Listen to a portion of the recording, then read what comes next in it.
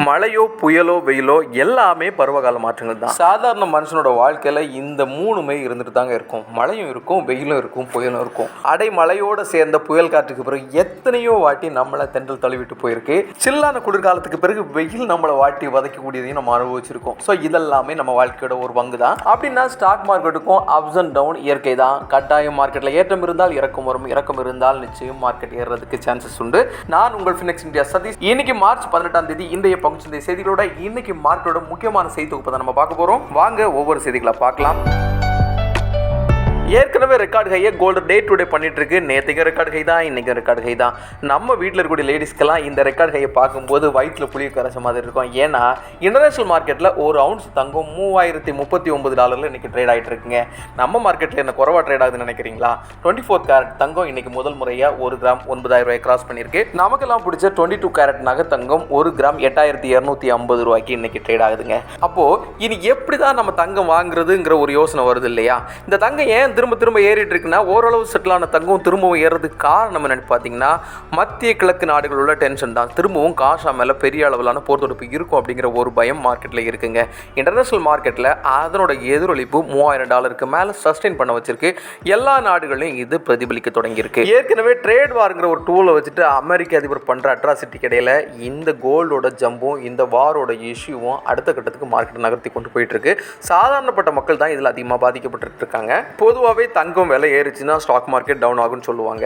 ஏறத்தாழ 2-3 மாசமாவே கண்டினியூவா வேர்ல்டு வைடா மார்க்கெட் டவுன்ல இருந்துச்சு. ரீசெண்டா 1 or 2 days மார்க்கெட் கொஞ்சம் ரெக்கவர் ஆயிட்டு இருந்துச்சு. நேற்றைக்கும் பாசிட்டிவ், இன்னைக்கும் நல்ல பாசிட்டிவ் தான் சொல்லணும். சென்செக்ஸ் 1131 புள்ளிகளை ஆட் பண்ணியிருக்கு, 75301 செட்டில் ஆயிருக்கு. நிப்டி 320 புள்ளிகளை ஆட் பண்ணியிருக்கு, 22834 க்ளோஸ் ஆயிருக்கு.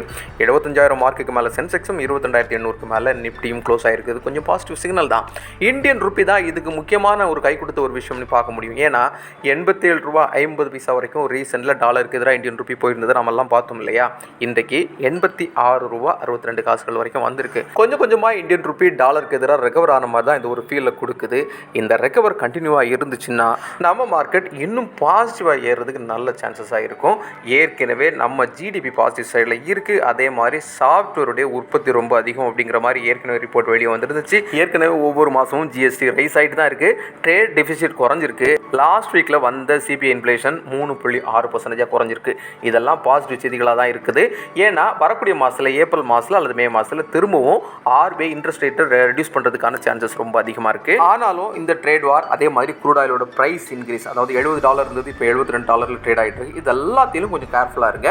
கோல்டு ரேட் ஏற்கனவே ஏறிட்டு இருக்குங்கிறதுனால க்ரூட் ஆயிலுக்கு மேலே நீங்கள் கவனத்தை கொடுக்க வேண்டியது ரொம்பவே முக்கியம். ஒட்டுமொத்தமாக பார்க்கும்போது இன்னைக்கு நம்ம மார்க்கெட் அப் பண்ணதுக்கு முக்கியமான ரீசனாக இருக்கக்கூடிய ஸ்டாக்ஸ் பார்த்தீங்கன்னா ICICI bank, LNT, Shriram finance, Mahindra and Mahindra, Tata motors, Zomato, Varun beverage, Bharat எலக்ட்ரானிக்ஸ்லாம் இருக்கிறாங்க.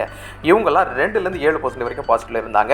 நிப்டி 50ல் குறிப்பாக பார்த்தீங்கன்னா பஜாஜ் ஃபின்சர்வ், டெக் மஹிந்திரா, பாரதி ஏர்டெல் இந்த 3 நிறுவனங்கள் மட்டும் தான் நெகட்டிவ்ல க்ளோஸ் ஆயிருக்காங்க. செபி எல்ஜி எலக்ட்ரானிக்ஸ் நிறுவனத்துக்கு ஐபிஓ வர்றதுக்கு அப்ரூவல் கொடுத்துருக்காங்க. எலக்ட்ரானிக்ஸ் துறையில், அதுவும் ஹோம் அப்ளையன்ஸ் துறையில் இவங்க முக்கியமான ஒரு நிறுவனமாக இருக்கிறாங்க. நெயில் சாஃப்ட் ஐபிஓ டாக்குமெண்ட்டை ரிட்டர்ன் பண்ணியிருக்காங்க. இன்னைக்கு நம்ம மார்க்கெட்டோட முக்கியமான செய்திகள் இவ்வளோதான். நாம் இந்த வீடியோ தொகுப்போட தொடக்கத்திலே சொன்ன மாதிரி புயலுக்கு பிறகு தென்றல் எத்தனையோ வாடி தழுவிருக்குன்னு சொன்னோம். இன்னைக்கு மார்க்கெட் ஏறின ஏற்றத்தை பார்க்கும்போது ஒரு புயலுக்கு பிறகு வந்த ஒரு தென்றல் தழுவல் மாதிரி தான் இருக்குது.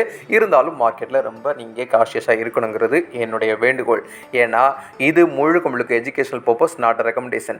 பங்குச்சந்தை, மியூச்சுவல் ஃபண்ட், ETF, டிஜிட்டல் கோல்ல வெறும் $100 கூட முதலீடு செய்ய முடியும். இந்த மாதிரிப்பட்ட எளிய முதலீடுகள் இருக்குங்கிறது எல்லா மக்களுக்கும், அதுக்கும் குறிப்பாக யங்ஸ்டர்ஸ்க்கு ரீச் ஆகணுங்கிறதுக்காக தான் நம்ம இந்த வீடியோவை டே டு டே போஸ்ட் பண்ணிட்டு இருக்கோம்.